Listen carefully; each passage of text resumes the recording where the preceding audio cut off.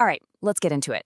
Today, we are literally digging into our trash. Not just, what's in your kitchen bin, but the science behind understanding all of it on a massive scale. We're talking about the science of waste sampling.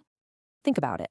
Our cities churn out actual mountains of trash every single day. But for the people who have to manage it, that mountain is basically a giant black box.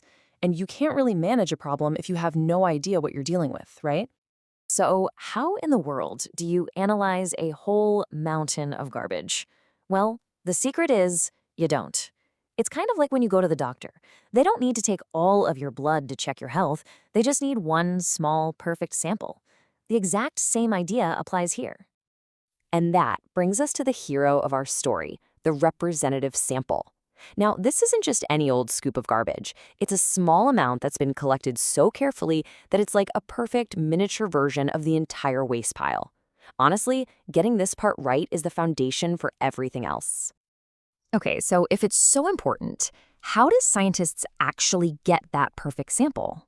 Well, there's a whole methodology to it, a science to collecting a little bit of trash that tells the story of an entire city.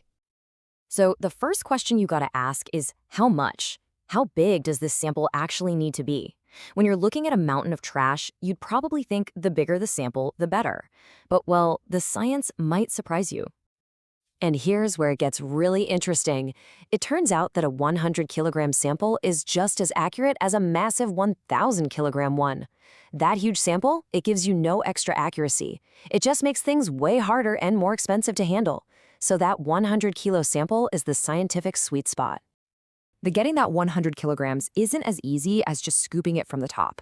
To make sure it's truly representative, scientists take at least 10 smaller grab samples from all over the pile. From the top, the bottom, deep inside, left, right, you got the idea. Then they mix all of those together to create what's called a composite sample. It's a brilliant way to make sure you've captured everything. And just when you thought it couldn't get more scientific, it does. How do you figure out how many of these composite samples you need to take over time? You don't guess. Of course not. There is a precise statistical formula for that, making sure the entire study is rock solid. Let's quickly decode this. N is what we're looking for, the total number of samples. Z is basically how confident you want to be in your results. S represents how much you think the waste is going to vary from sample to sample, and D is how precise you need your final numbers to be. You plug in those variables and bam, you've got a scientifically sound game plan. Okay, so we've got our perfect composite sample. The hard work of collecting is done. Now the real fun begins. It's time to get it to the lab and see what secrets it's hiding. The analysis itself happens in 3 distinct stages. First, scientists look at what it's physically made of. Then they dive into its chemical properties. And finally, they check for any biological nasties. Each step uncovers a totally different but equally crucial piece of the puzzle. So physical analysis is exactly what it sounds like. It's hands-on. The entire sample gets spread out, and people manually sort everything into different bins. Paper here, plastic there, glass over here, food scraps, you get it. Then they weigh each category. This gives them the exact percentage of what's in the city's trash, which is absolutely vital if you're trying to plan a recycling program. Next up, the chemical analysis.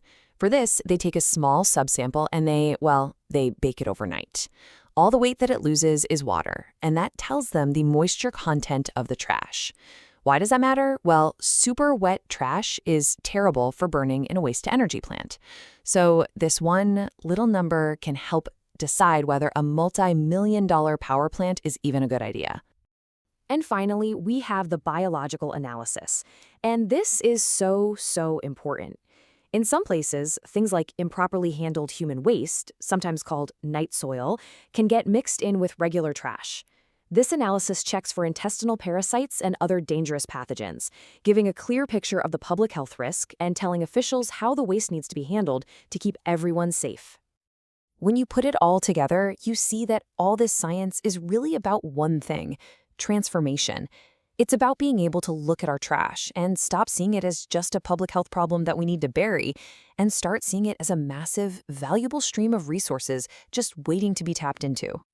So, once you have all this data, the physical, the chemical, the biological breakdown, you finally know what's inside that black box. And that's when you can start asking the right questions. It allows you to design smarter recycling programs, build more efficient energy plants, and create safer disposal methods.